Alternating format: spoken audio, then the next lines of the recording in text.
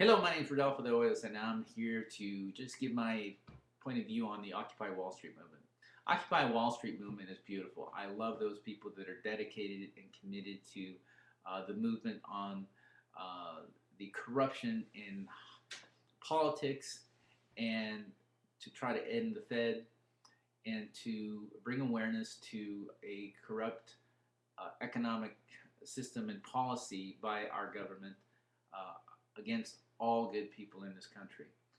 And I believe that they need to come together and have some organization, someone to lead, someone to state that if we're going to make change, we have to do it under the rule of law. And the rule of law is simply this, that will have effect change. And the effective change that we need is to bring legislation into Washington, repeal bad laws, uh, do an impeachment of a president, do whatever we need to do to get the politicians out and get elected officials that we know that are for the people. And the people will speak out so loud that we will have our government back. We have to take back our republic. We are no longer a free nation. The North American Union Treaty that Bush signed in 2008 without Congress or anyone knowing about it, the unification for the New World Order, we can't stand for that because we're no longer a sovereign nation. We have to be a sovereign nation in order to be able to be free. Right now, the illusion is that we have our freedoms. What do you know that you have that you own that's yours? Nothing. Your property? No. Eminent domain. They can come in and take it anyway. Martial law. They can do whatever it is that they want.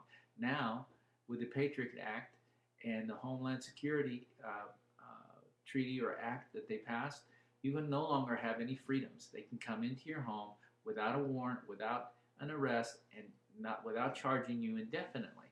And so our freedoms are completely gone. So we had to wake up. Occupy Wall Street movement, I believe, is that movement for the awakening, the consciousness for this America to wake up.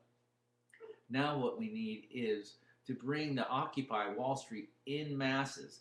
We have the power of the police coming against our good people down there in the Occupy Wall Street movement.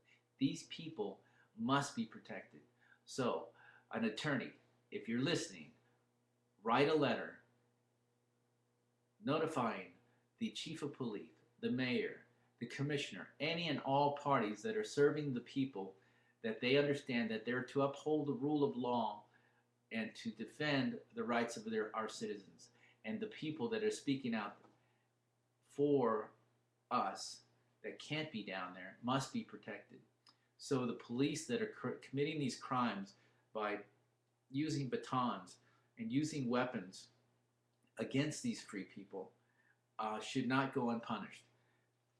Once we have a presentment to our mayor, to the governor, and to the chief of police, that once they will be held accountable and responsible for any harm that's done to these civilians that are down there exercising their First Amendment right to assemble.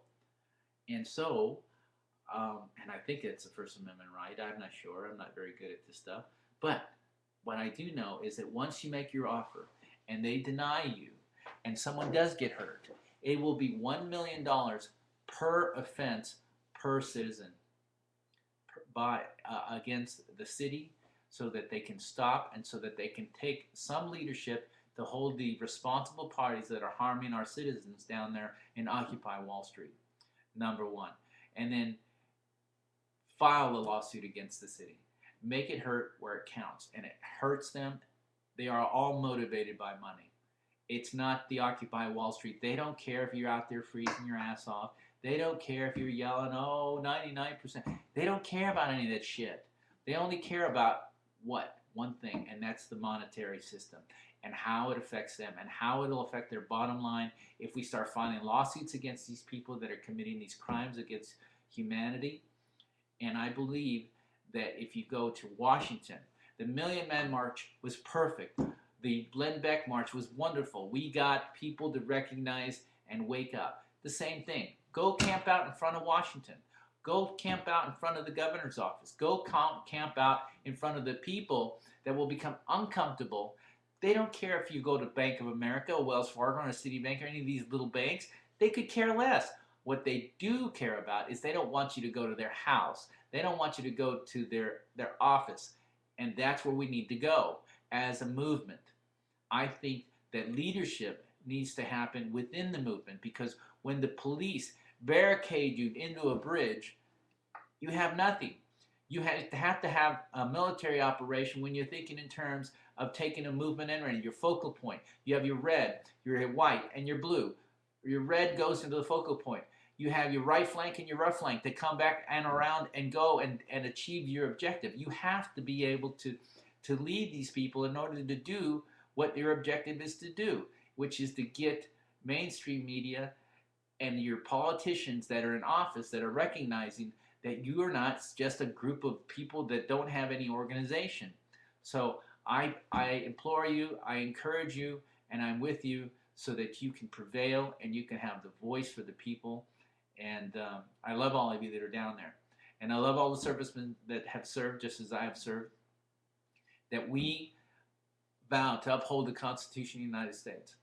We put our lives on the line to uphold the Constitution. And so as a result, our police enforcement officers, they're supposed to be peace officers. We'll keep the peace. You're not a law enforcement officer. You don't have to enforce the law because there's no laws that are being broken. And so know who you serve. Do not be a drone. Have a brain. Do not follow a law that's not is an unenforceable law. Do the right thing. Thanks.